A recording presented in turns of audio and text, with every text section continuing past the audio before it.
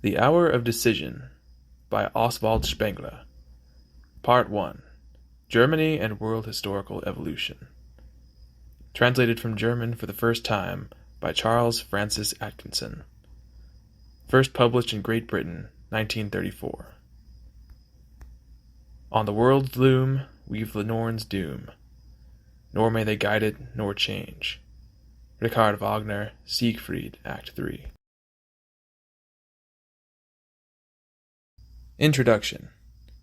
No one can have looked forward to the national revolution of this year with greater longing than myself. The sordid revolution of 1918 I detested from its first day, for it was the betrayal by the inferior part of our people of that strong, live part which had risen up in 1914 in the belief that it could and would have a future. Everything of a political nature that I have written since then has been directed against the forces which have entrenched themselves, with our enemies' help, on the mountain of our misery and misfortune, in order to render this future impossible. Every line that I wrote was meant to contribute to their overthrow, and I hope that it has done so. Something had to come, in one form or another, to release the deepest instincts in our blood from that load, if we were, like others, to have a voice and to act in the coming world crises, and not merely to be their victim. The great game of world politics is not over. Only now are the highest stakes being played for. Every living nation must rise to greatness or go under. But the events of this year allow us to hope that the decision in our case has not yet been made. That we, as in Bismarck's day, shall sooner or later again be subjects and not mere objects of history. The decades in which we live are stupendous, and accordingly terrifying and void of happiness. Greatness and happiness are incompatible, and we are given no choice. No one living in any part of the world of today will be happy, but many will be able to control by the exercise of their own will the greatness or insignificance of their life course. As for those who seek comfort merely, they do not deserve to exist. The man of action is often limited in his vision. He is driven without knowing the real aim. He might possibly offer resistance if he did see it, for the logic of destiny has never taken human wishes into account. But much more often he goes astray because he has conjured up a false picture of things around and within him. It is the great task of the historical expert, in the true sense, to understand the facts of his time, and through them to envisage, interpret, and delineate the future, which will come about whether we will or no. An epoch is so conscious of itself, as the present is impossible of comprehension without creative, anticipating, warning, leading criticism. I shall neither scold nor flatter. I refrain from forming any estimate of those things which are only just coming into being. True valuation of an event is only possible when it has become the remote past, and the definitive good or bad results have long been facts, which is to say, when some decades have passed. No ripe understanding of Napoleon was possible before the end of the last century, and even we can as yet have no final opinion about Bismarck. Facts alone stand firm. Judgments waver and change. In sum, a great event has no need of a contemporary estimate.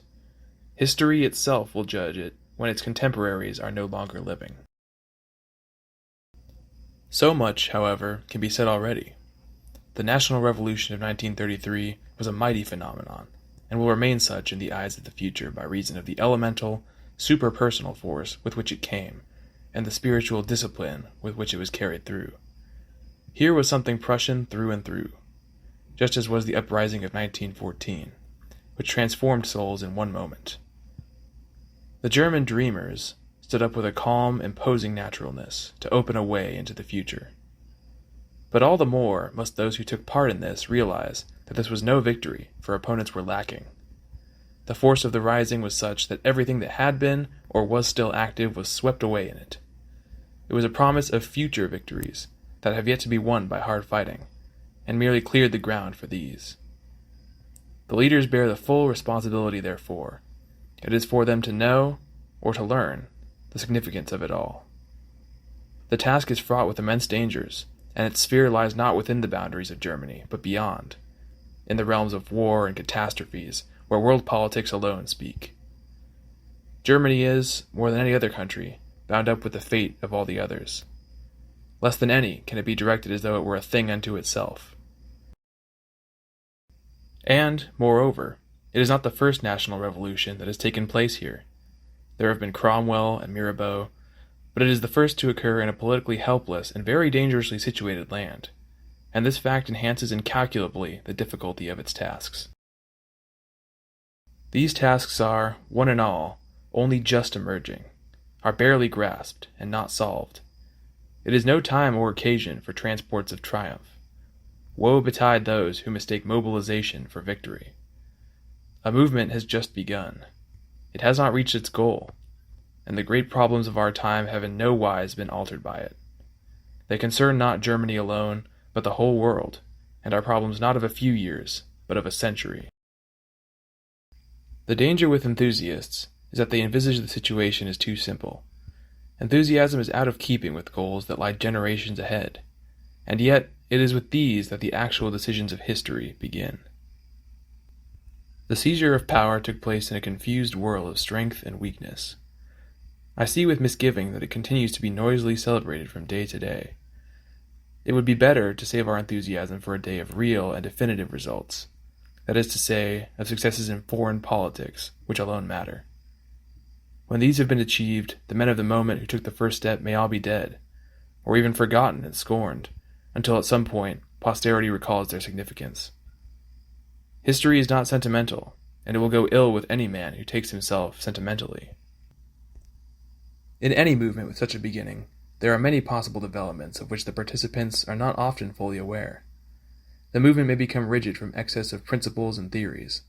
It may go under in political, social, or economic anarchy, or it may double back upon itself in futility. In Paris in 1793, it was definitely felt que ça changerait. The intoxication of the moment, which often ruins coming possibilities at the outset, is usually followed by disillusionment and uncertainty as to the next step. Elements come into power which regard the enjoyment of that power as an event in itself, and would fain perpetuate a state of things which is tenable for moments only. Sound ideas are exaggerated into self-glorification by fanatics, and that which held promise of greatness in the beginning ends in tragedy or comedy. Let us face these dangers in good time, and soberly, so that we may be wiser than many a generation in the past. But if a stable foundation is to be laid for a great future, one on which coming generations may build, ancient tradition must continue effective. That which we have in our blood by inheritance, namely wordless ideas, is the only thing which gives permanence to our future. Prussianism, as I called it years ago, is important. It is this precisely that has just been tested. But socialism, of whatever description, is not. We need educating up to the Prussian standard, which manifested itself in 1870 and 1914, and still sleeps in the depths of our soul as a permanent potentiality. It is to be reached only through the living example and moral self-discipline of a ruling class, not by a flow of words or by force. The service of an idea demands mastery of ourselves and readiness for inward sacrifices to conviction. To confuse this with the intellectual compulsion of a program is to be ignorant of the whole issue. And this brings me back to the book, Prussianism and Socialism, in which, in 1919, I began to point out this moral necessity, without which there can be no permanent building. All other nations of the world have inherited a character from their past. We had no educated past, and therefore have still to awaken, develop, and train the character which lies dormant in our blood. The work of which this volume is the first part is written with the same object. I do as I have always done.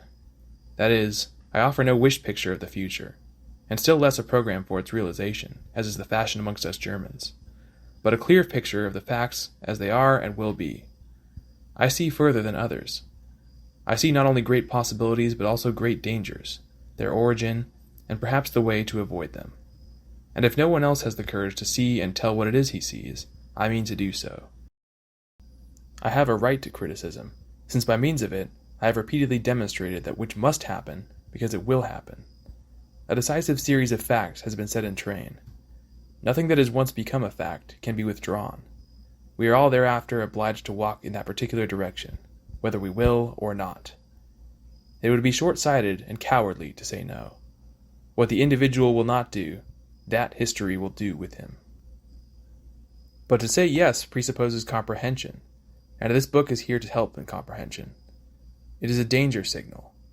Dangers are always there. Everyone who acts is in danger. Danger is life itself. But those who link the fate of states and nations with their own must meet these dangers seeingly, and to see requires possibly the most courage of all. The present book arose out of a lecture, Germany in Danger, which I delivered in Hamburg in 1929, without meeting with much comprehension. In November 1932, I began to develop the theme, still in terms of the existing situation in Germany. By the 30th January 1933, it was printed up to page 106. I have altered nothing in it, for I write not for a few months ahead or for the next year, but for the future. What is true cannot be made null by an event. The title alone I have changed, so as to avoid misunderstandings. It is not the national seizure of power which is a danger. The dangers were there, some of them dating back from 1918, others from much further back. And they still persist, since they cannot be got rid of by an isolated event, which before taking effect against them, must undergo a long development in the right direction.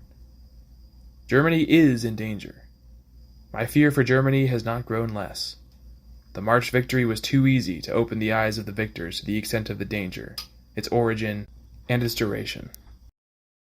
No one can know what forms, situations, and personalities will arise out of this upheaval, or the reactions which may result from outside.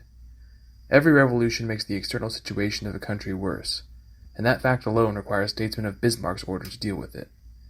We stand, it may be, close before a Second World War, unable to gauge the distribution of forces, or to foresee its means or aims, military, economic, revolutionary.